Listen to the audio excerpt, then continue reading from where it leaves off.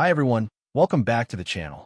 In today's quick Windows 11 tutorial, I'll show you how to download and install Microsoft PowerToys in just a few simple steps.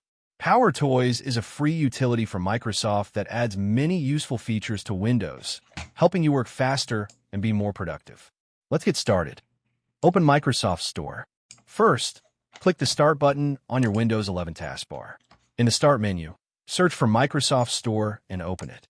Once the Microsoft Store launches, wait a few seconds for it to load completely. Search for PowerToys. Now, click on the search bar at the top of the Microsoft Store. Type PowerToys and press Enter. You should see Microsoft PowerToys in the search results. Click on the PowerToys app to open its details page. On the PowerToys page, click the Install button. Windows will automatically download and install the application on your computer. The download time may vary depending on your internet speed. Once the installation is complete, you'll see the option to open the app.